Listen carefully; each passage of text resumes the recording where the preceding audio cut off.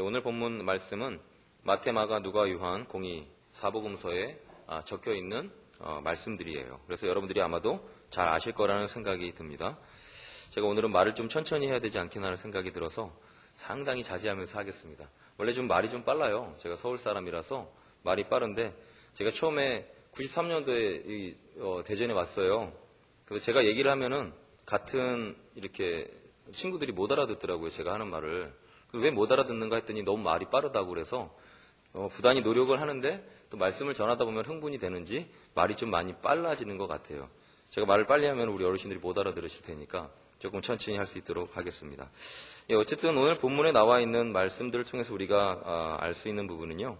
일단 베드로가 지금 주인공으로 등장을 했어요. 근데 좋은 일이면은 자기 혼자 스포트라이트를 받고 자기 혼자 영광 가운데 있다면 다른 사람들한테 인정받는다면 좋겠지만 지금 이 일은 사실은 좀 슬픔 가운데 있는 그 상황이에요.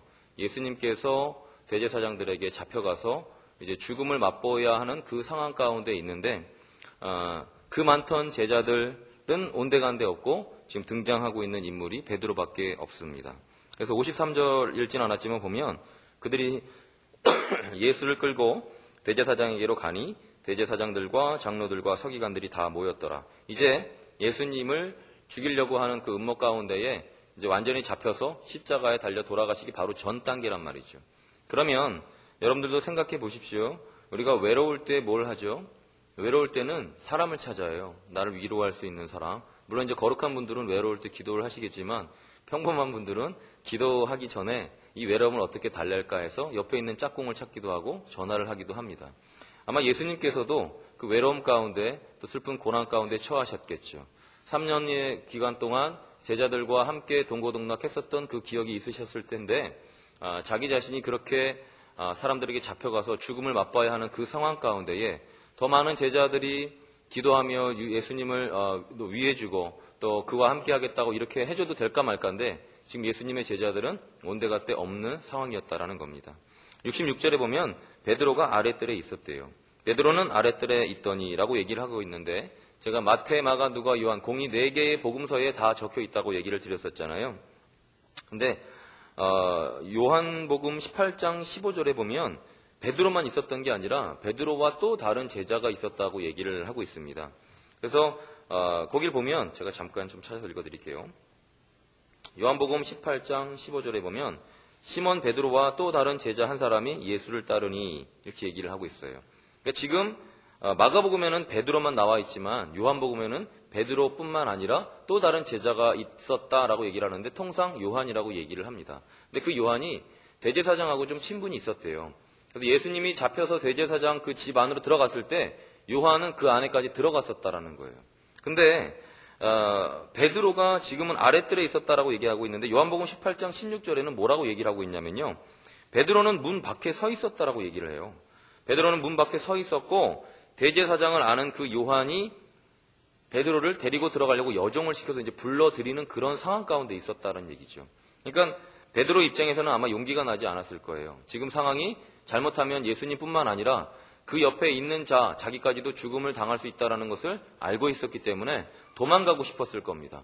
근데 베드로는 또 수석 제자였지 않습니까? 예수님을 또 어느 정도 사랑한다고 얘기했었던 자였고 심지어는 자기 장모님이 열병까지 낫게 해주셨고 또 3년여 기간 동안 자기의 먹고 사는 것까지 책임을 져주셨었던 예수님을 배반하기가 쉽지는 않았어요. 여기까지는 인정할 수 있죠. 그 정도 할 수 있어. 그런데 주님께 더 깊이 나갈 수도 없는 상황이었었던 것 같아요. 이렇게 눈치를 보면서 있는 상황이었는데 예수님의 제자였었던 요한이 그 안으로 쑥 들어간 거예요. 그래서 예수님이 어떻게 되는지를 보려고 했을 때 베드로의 마음이 심장이 막 뛰기 시작을 했을 겁니다. 제가 날 부르면 어떻게 하나. 근데 그 와중에 그 요한이 시켜서 여종 하나가 와가지고 베드로를 불러들이는 장면이 오늘 그 장면입니다. 근데 그 여종이 뭐라고 얘기를 하냐면 베드로에게 얘기를 해요. 67절에 베드로가 불쬐고 있는 것을 이렇게 본 겁니다. 그리고 주목하여 이르되 너도 나사렛 예수와 함께 있었지 않냐라고 얘기합니다. 사실 이 여종이 얘기하는 것은 그렇게 힘이 있는 게 아니에요. 어쩌면 그냥 현실이 그랬었다라는 것으로 끝날 수 있어요. 그냥 쿨하게 그랬다고 그냥 끝날 수도 있는 건데 너무나 두려웠었던 나머지 여종이 한 얘기가 너무나 두려운 나머지 부인할 수밖에 없는 상황이었었던 것 같아요. 근데 지금 베드로가 서 있는 자리가 아랫뜰이었거든요. 안에까지 깊이 쑥 들어간 것도 아니고 어정쩡하게 있었던 거예요. 소위 우리가 간 본다 그러잖아요. 이걸 내가 해야 돼 말아야 돼. 선택을 해야 돼 말아야 돼. 그런 상황 가운데에서 이득이 되면은 취하려고 하고 좀 나한테 불이익이 있을 것만 같고 손해를 볼 것만 같으면 도망가려는 딱 그 어정쩡한 자리에 있었단 말이에요. 만약에 예를 들어서 이때 누군가가 와가지고 아우 당신 뭐하고 있어요? 예수님이 저렇게 잡혀가시는데 우리 따라가 봐야 되지 않겠습니까? 라고 그러면 아마 따라갔을지도 모르겠죠. 근데 그게 아니라 좋은 말을 들은 게 아니에요. 여정을 통해서 마치 자기 심정을 쿡 찌르는 것만 같은 너 예수님과 같이 있었잖아. 근데 그 얘기를 누가 한 거예요? 대제사장 안에 있었던 여종이 얘기했었기 때문에 자기에게 큰 두려움이 있었던 거예요. 그때 베드로가 자기 자신을 인식하면 좋았을 텐데 베드로는 그렇게 은혜 받은 자도 아니었어요. 그냥 따라다녔었던 자임에 불과했죠. 그냥 같이 밥이나 먹고 있었고요. 주님이 말씀을 하면 듣기나 했었고요.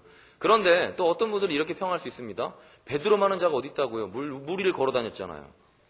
뭐 기사와 이적 가운데 서 있었잖아요. 라고 얘기를 하시는데 기사와 이적 몇 번 겪었다고 하나님의 은혜 몇 번 겪었다고 그가 온전히 주님을 따를 수 있는 자가 된 것은 아니에요.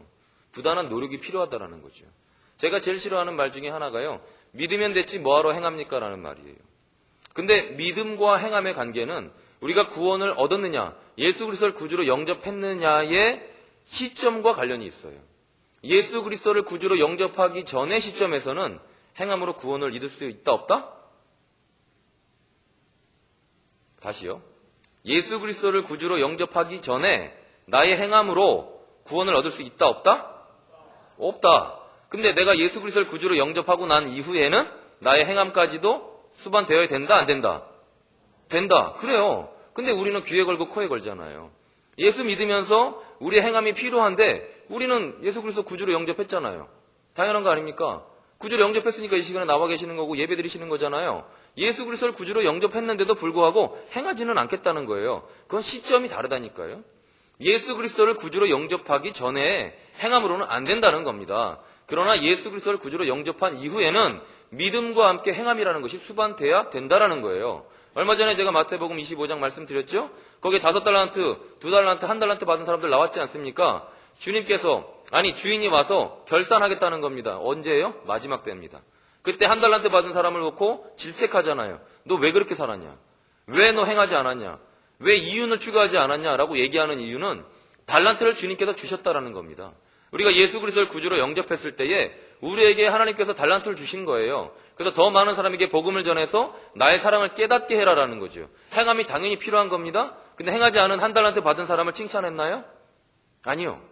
너 어두운 데 가서 이를 갈며 슬피 울어라. 나 널 천국으로 데려가지 않겠다고 얘기한 거예요. 정말 두려운 얘기 아닙니까? 그래서 바울이 태장을 그렇게 맞으면서도 죽었다 살아날 정도로 그렇게 맞으면서도 주님의 복음을 전하는 데 있어서 앞장을 섰던 거죠. 우리가 그 부분은 정확하게 짚고 넘어가야 된다는 겁니다.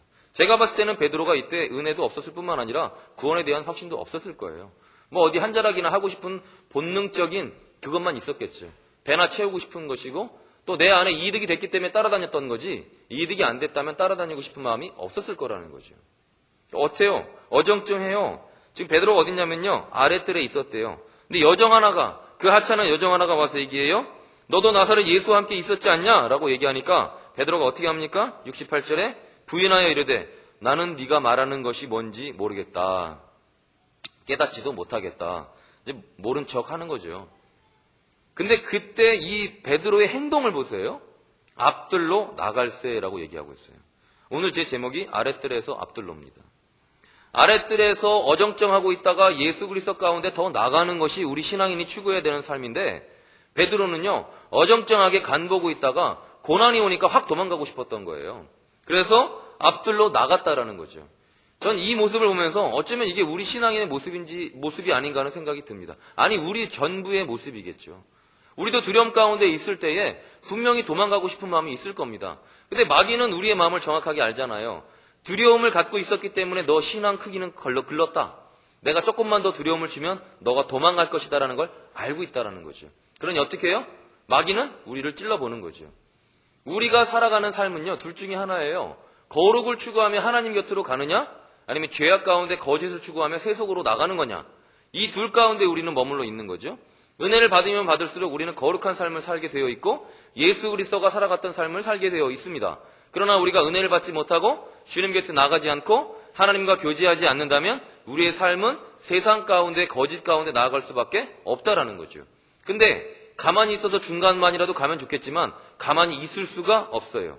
예수 그리스도를 믿는 자와 하나님의 성령의 충만한 은혜가 우리를 거룩으로 끌으려고 노력하는 만큼 마귀 사단은 반대적인 역할을 하고 있다라는 거죠. 우리가 가만히 있으면 중간을 못 갑니다. 왜냐하면 가만히 있는 만큼 우리를 앞장서고자 하는 사람들이 있기 때문이에요. 우리는 도태되게 되어 있다라는 거죠. 그러니 우리는 둘 중에 하나를 선택해야 된다라는 거예요. 제가 아는 분 중에 우울증 또 뭐 조울증 이런 분들이 있으셨어요. 전에 알던 분이신데 그분이 정말 많은 곳에 돈을 들이시더라고요. 병원에 다니시기 시작을 했습니다. 그래서 뭐 이명, 뭐 귀가 아프다든지 뭐가 울린다든지 또 우울하다든지 뭐 이런 것들을 통해서 병원에 가서 많은 시간 투자를 하고 돈을 쓰셨어요.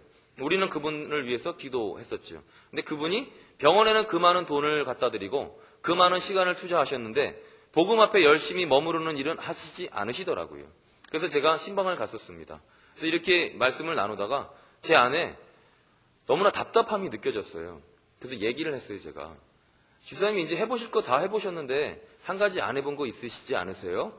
그게 뭐예요? 그러더라고요.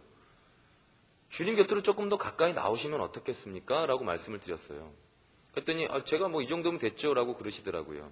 근데 구역 예배도 나왔다 안 나왔다 하시고요. 그날도 그분 때문에 구역 예배를 드리기로 했는데 그분이 구역 예배 안 오셨어요. 결국은 구역장님이 막 전화를 해가지고 무조건 오라 그래서 그 자리에 같이 예배를 드릴 수 있는 상황이었습니다. 주일날도 예배에 잘 안 오시거나 늦게 오시거나 하는 상황이셨어요. 근데 제가 한번 생각을 해봤어요. 물리적으로 고칠 수 없는 것을 하나님이 고친다라는 믿음이 있으시다면 조금 더 한 걸음 나오시면 어떻겠습니까? 라고 얘기를 했는데 이분은 그걸 신뢰하지 않으시더라고요. 그리고 핑계를 대기 시작하셨어요. 제가 바빠서 이러이러한 것 때문에 못합니다라고 얘기를 하시는데 제 마음이 되게 아팠습니다. 병원 가는 거는 핑계대지 않잖아요.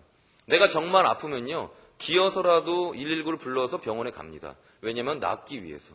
근데 이분은 영적인 문제에 대해서 생각해 본 적이 한 번도 없으셨었던 것 같아요. 영적인 부분으로 하나님께서 풀어주신다라는 거에 대한 기대감이 하나도 없었던 거죠. 그러니까 그 일을 하고 싶지 않다라고 얘기하셨던 거예요. 그래서 제가 그랬어요. 물에 안 빠지셨네요. 살만하신 거네요. 라고 얘기했어요. 정말 죄송하지만 그렇게 얘기할 수밖에 없었습니다. 왜냐하면 둘러둘러 얘기를 하면 알아들으시면 좋은데 둘러둘러 얘기했을 때 못 알아들으시니까 조금 직설타를 날릴 수밖에 없는 상황이었어요. 살만하면은 병원에 안 가지 않습니까? 주로 남자분들이 그러신다고 하는데 동의할 수 없습니다만 병원에 가라고 아내들이 그렇게 얘기를 해도 남편들이 병원에 안 간다는 거예요. 그리고 견딘다는 거죠. 그래서 저는 주로 남편들하고 있는 것보다는 구역 예배나 이런 거 하면은 우리 어머니들하고 이렇게 얘기를 하잖아요. 그러면 저는 항상 다른 부류에 속해 있는 분이죠. 남편이잖아요. 그렇죠? 그래서 동의할 수는 없지만 얘기를 해줬어요. 뭐라고 얘기했냐면 그 남편이 덜 아파서 그렇습니다. 아파서 죽을 것 같으면 기어가서 119에 전화해서라도 병원을 갈 겁니다. 이 얘기는 뭐냐면요. 우울증이든 조울증이든 좋아요.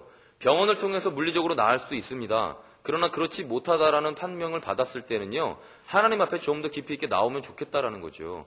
혹시 압니까? 하나님께서 그 은혜로 우리를 낫게 하실 수 있다라는 거죠. 그런데 하나님 앞에 나오지 않겠다라는 얘기는 제가 진단한 거는 덜 아프다라는 평가였었어요. 덜 아프신가 봐요. 조금 더 나오시면 좋지 않겠습니까? 지금 집사님 한 분 때문에 여기 있는 구역원들이 다 모이셨고 저도 기도하기 위해서 이렇게 노력을 하고 있는데 왜 본인은 병원에 안 가겠다고 하는지 모르겠다라는 겁니다. 지금 베드로의 모습도 마찬가지인 것 같아요. 그가 주님과 3년여 기간 동안 같이 다녔었고 예수 그리스도에 대해서 뭔가 좀 알아가는 그런 상황들이었는데 그는 두 발을 이렇게 세상과 하나님의 나라 가운데 이렇게 뜩 걸쳐놓고요. 이득이 되면 가는 거지만 부당하다고 생각하고 불이익이 끼쳐진다고 생각하면 도망갈 준비를 했었다라는 얘기예요. 근데 저는 너무나 마음이 아팠어요. 왜 베드로가 이렇게 해야만 했었을까? 두려움이라는 걸 인정하고 싶지만 그러나 그가 이렇게 해서는 안 되는 존재가 아니냐는 거예요. 차라리 다른 제자들처럼 도망을 가거나 아니면 주님 곁으로 쑥 들어가거나 해야지 어정쩡하게 거기서 간을 보고 있다는 게 정말 제 마음이 아팠어요. 왜 계시록에 그런 말씀도 있지 않습니까? 그러니까 네가 뜨뜻미지근하다라는 거예요.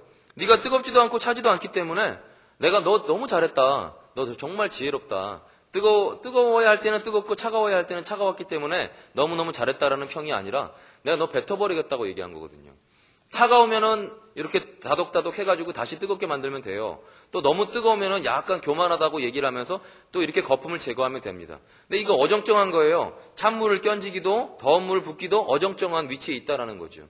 근데 이것이 우리의 모습이 아닌가 하는 생각이 듭니다. 베드로의 모습은 우리의 모습인 것 같아요. 근데 이것조차도 마귀가 우리에게 허락한 마귀의 공격 가운데 한 가지라는 거죠. 뭐냐면 안일함이라는 거예요. 우리는 조금만 고난을 받으면 주님 믿는 거에 대해서 더 이상 우리가 시간을 투자하고 싶지 않아 해요. 예수님 앞에 더 나아가고 싶은 마음이 없다라는 거죠. 그런데 한번 생각을 해보십시오. 하나님께서 주신 그 영광, 하나님의 나라를 우리가 확보하고 또 그것에 갈 수 있다라는 그 믿음을 갖고 있는 만큼 또 우리가 고난도 겪어야 되지 않겠습니까? 우리는 어쩌면 너무 이기적인 삶을 사는 것이 아닌가 하는 생각이 들어요. 우리가 예수님과 함께 영광을 받기 위하여 고난도 받아야 될 것이니라. 로마서 8장 17절에 이런 말씀이 있더라고요. 제 안에 참 이 마음이 너무 와닿았어요. 내가 하나님께서 주시는 그 영광을 차지하기 위해서 잠깐의 고난도 맛볼 수 있어야 되는데 그 고난 가운데는 동참하고 싶지 않다라는 것이죠. 베드로의 눈은 육신의 눈에 불과했어요. 영적인 것을 바라볼 수 있는 능력이 없었습니다. 그러나 아시죠? 베드로가 은혜 받고 예수 그리스도의 십자가 가운데 나아가면서 그는 십자가에 거꾸로 달려 죽었어요. 세상 사람들의 눈에는 아마 정말 저주받았다라고 얘기하겠지만 그는 그 고난을 감수하고 하나님의 영광의 자리 천국을 맞이하게 됐다라는 것이죠. 근데 언젠가부터 우리가 천국의 가치가 많이 떨어진 것 같아요. 천국을 돈으로 따지면 얼마 정도 될까요? 요즘은 한 5만 원도 안 쳐줄 것 같아요. 제가 보기에는 5만 원도 아닌 것 같아요. 아주 헐값인 것 같아요. 근데 제가 그런 예를 들었었던 것 기억하세요? 우리에게 정말 사랑하는 아들이나 딸이 있잖아요. 근데 이 아들과 딸을 몇 명의 사람을 구원하는 데 있어서 줄 수 있겠냐라는 질문을 제가 말도 안 되는 질문을 한 적이 있었습니다. 저는 결론은 못한다였었어요. 내가 내 딸을 주었을 때 뭐 저기 있는 많은 사람 수백 명, 수천 명, 아니 수만 명 전 인류를 구원한다 해도 내 딸을 주고 싶은 마음이 없어요. 자, 그런데 어쩔 수 없이 주어야 하는 상황이라고 칩시다. 그래서 내 딸을 죽였습니다. 그러면 적어도 저기에 있는 인류들은 아니 그 후손들은 적어도 내 딸로 인해서 자기네들이 구원받은 걸 인정해 줘야 되잖아요. 적어도 내 딸 이름이라도 불러줘야 될 거 아니에요. 근데 그 사람들이 내 딸을 모른다면 자, 여러분들 입장을 바꿔보세요. 여러분은 절대 그런 일을 하실 분은 아니지만 어쨌든 내 딸을 내 아들을 인류를 위해서 죽였어요. 근데 저기에 멀쩡히 살아가면서 등 따시고 배부르게 살아가는 그들이 내 아들 내 딸을 몰라요. 어떻게 하시겠어요?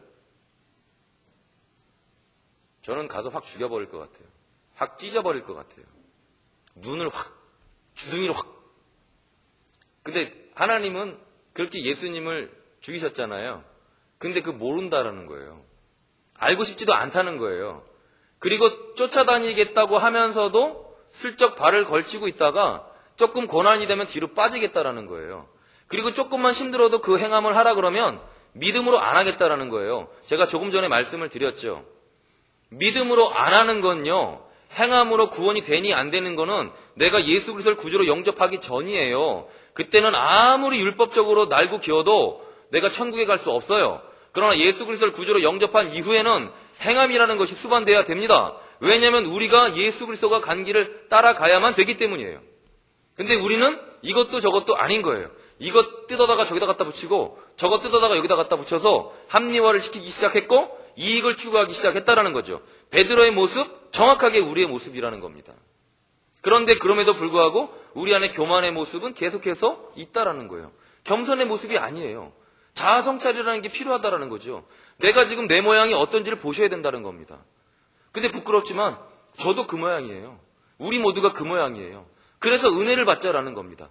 내 안에 두 가지의 마음이 준비되어 있지요. 하나는 육신의 마음입니다. 내가 좋은 것, 내가 맛있는 것, 나의 이득을 위한 것만 위해서 열심히 노력하겠다는 거죠. 그러나 주님이 주신 천국을 맛보기 위해서 우리는 뭐가 있어야 됩니까? 영적인 것이 이 안에 있는 거죠.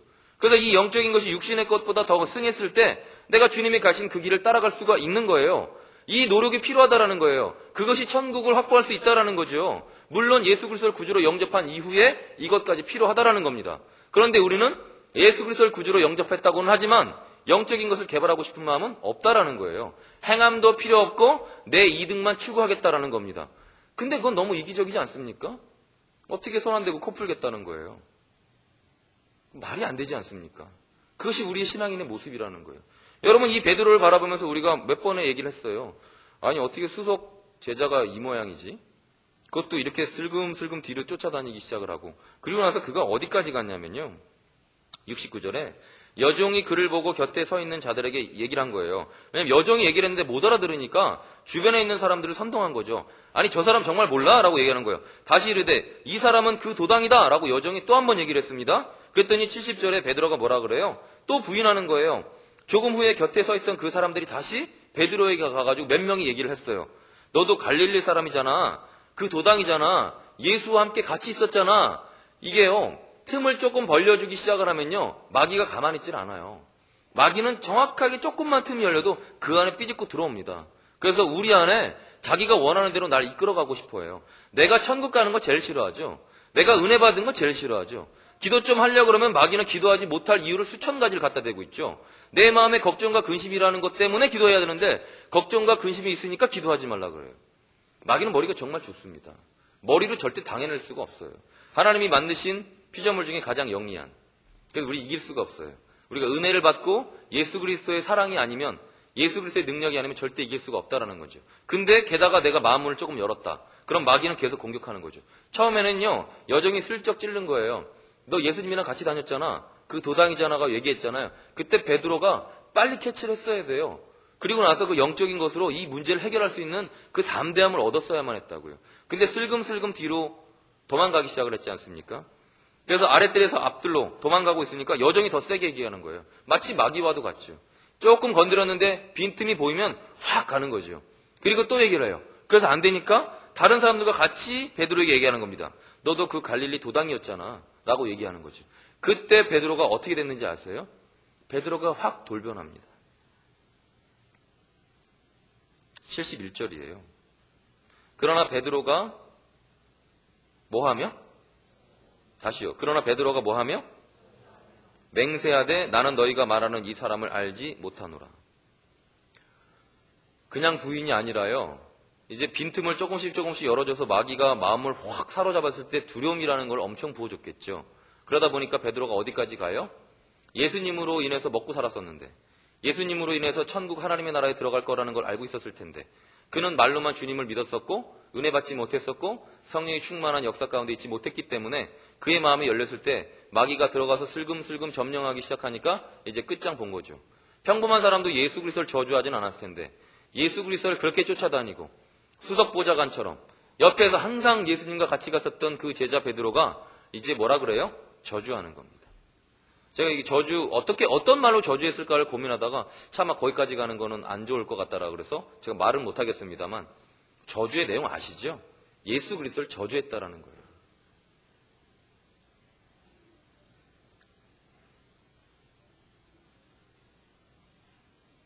누가복음 22장 61절에 보면요. 이것도 제가 한번 찾아서 읽어봐 드릴게요. 좀 중요한 부분입니다.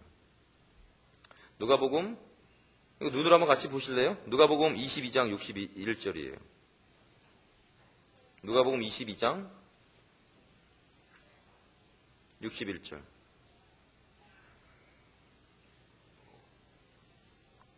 제가 갖고 있는 성경은 신약 136페이지입니다.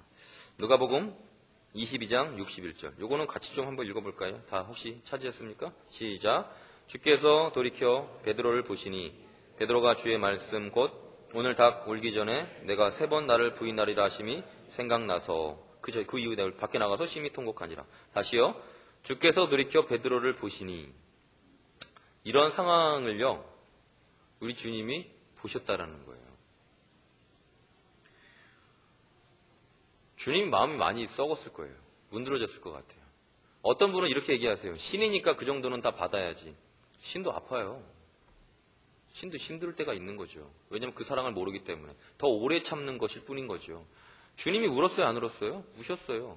하나님도 통탄해하는 마음을 갖고 계셨었단 말이죠. 근데 우리는 이것도 귀에 걸고 코에 걸어요. 괜히 좀 어정쩡하면은 신이니까 그럴 수도 있지. 아니요. 주님이 신으로 죽었나요? 생짜로 사람으로 돌아가셨습니다. 신으로 죽었다 그러면 뭐 특별할 게 없잖아요. 신인데 뭐 아팠을까? 십자가에 달렸을 때 잠깐 신으로서 안 아프게 견디면 되지. 죽은 척하면 되지. 아니요. 완전히 죽었다고요. 사람이었었다고요. 그럼 그가 감정이 없었을까요? 여러분 한번 한 명을 떠올려 보세요. 내가 정말 믿고 있는 자가 있을 것 아닙니까? 내가 저 사람만큼은 내가 내 통장까지 다 맡길 수 있는 사람이 있을 거 아니에요. 남편이 됐든 아내가 됐든 자식이 됐든. 근데 그 애가 날 완전히 저주하면서 날 부인하기 시작했단 말이에요. 그 충격이 어떻겠냐고요. 주님이 그걸 지금 보고 계신 거예요. 내가 3년 반 동안 다 쏟아부었었던 그 제자, 내가 너무너무 사랑했었던 그 제자가 나를 부인하고 심지어는 저주하고 있는 그 모습, 눈빛이 딱 마주쳤단 말이에요. 그때 예수님의 심정이요. 잠깐만, 나와봐. 나 십자가에 달리는 거고 뭐고 한 이틀만 미뤄. 저 새끼 그냥 확 이러고 싶은 마음이 없었겠어요? 아니요. 주님이 다 받아들이신 거죠.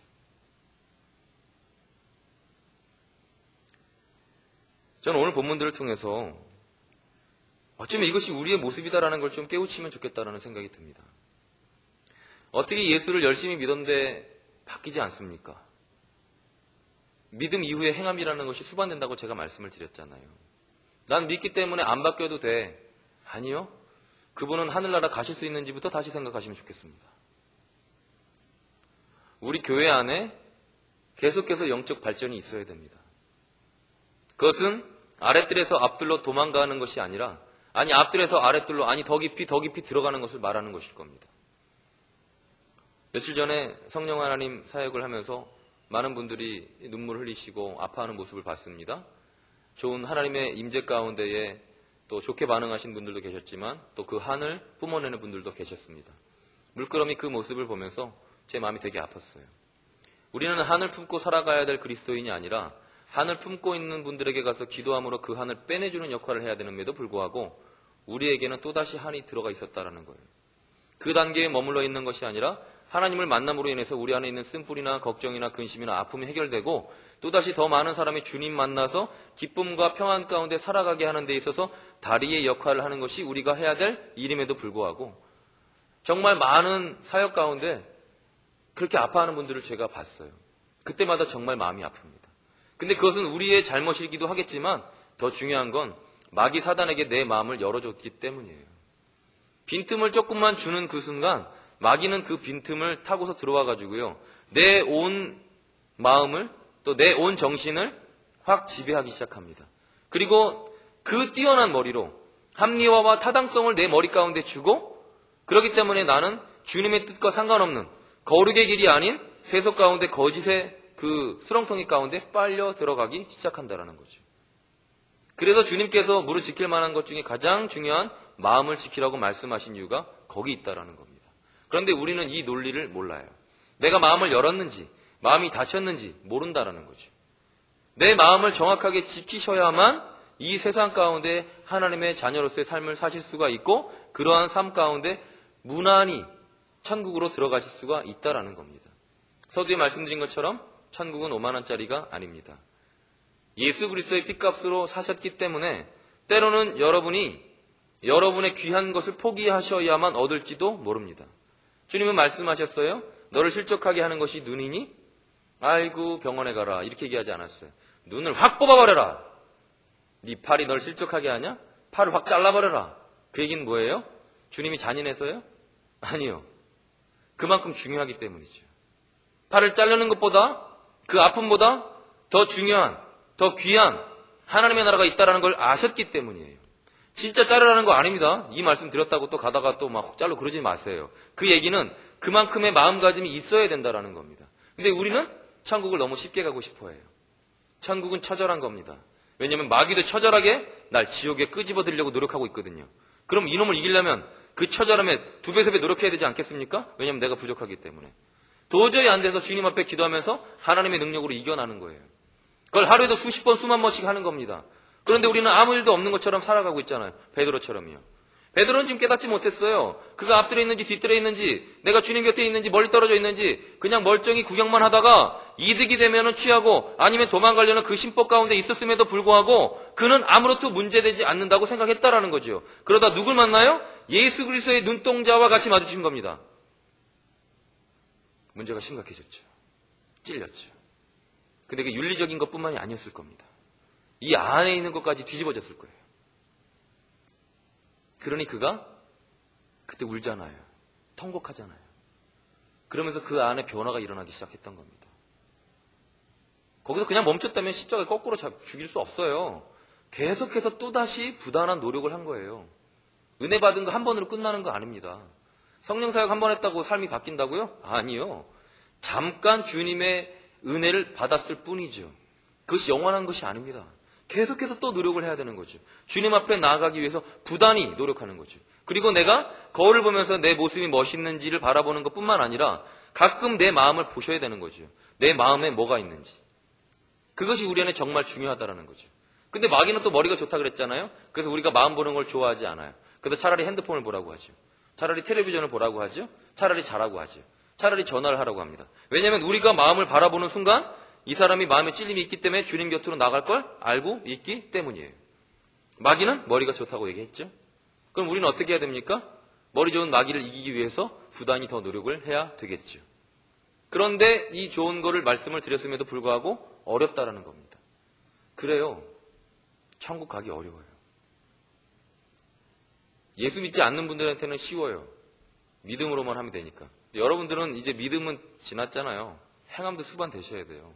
더 많은 분들에게 하나님의 나라가 있다라는 것, 예수 그리스도가 당신을 위해 죽었다라는 것, 부활하셨다라는 것, 그것이 우리의 삶을 통해서 증명되어져야 된다는 얘기죠. 닭이 울었습니다. 2번이나 울었죠. 베드로가 예수께서 자기에게 하신 말씀이 생각났습니다. 닭이 2번 울기 전에 네가 3번 나를 부인하리라 하심이 기억되어 그 일을 생각하고 울었더라. 여러분, 어쩌면 우리 안에 이러한 것들이 정말 많이 있는지도 모릅니다. 그런데 그것을 포장하고 살아가는 거죠. 불안하고 두려움에도 불구하고. 그런데 불안하고 두려움은 우리 안에 있으면 안 됩니다. 요한일서 4장 18절에 이런 말씀이 있습니다. 사랑 안에는 두려움이 없고 온전한 사랑이 두려움을 내어 쫓나니. 왜냐하면 하나님의 사랑은 완전하기 때문에 그 완전한 사랑 가운데 있을 때는 두려움이 있을 수가 없어요. 우리 안에 불평이 있을 수가 없고요. 평안하지 않는 그 두려움함이 있을 수가 없습니다. 하나님은 우리에게 내 마음, 감정 상태를 통해서 내가 어떠한 상태인지까지도 말씀하고 계세요. 그럼에도 불구하고 우리는 강팍해져 있는 거죠. 절대로 내 마음이 말하는 거에 대해서 듣고 싶은 마음이 없는 겁니다. 안 들으셔도 상관없지만 하나님의 나라 가기 그만큼 어려워진다라는 거예요. 그만큼 노력하셔야 된다라는 겁니다. 적어도 천국 가는 것이 직장에서 승진하는 것보다는 어려워야 되지 않겠습니까? 적어도 천국 가는 것이 여러분이 장학금 받는 것보다는 힘들지 않겠습니까? 근데 우리는 너무 쉽게 생각한다는 거예요. 하나님의 가치 느끼시면서 살아가시는 여러분이 되시길 축원합니다. 이 시간에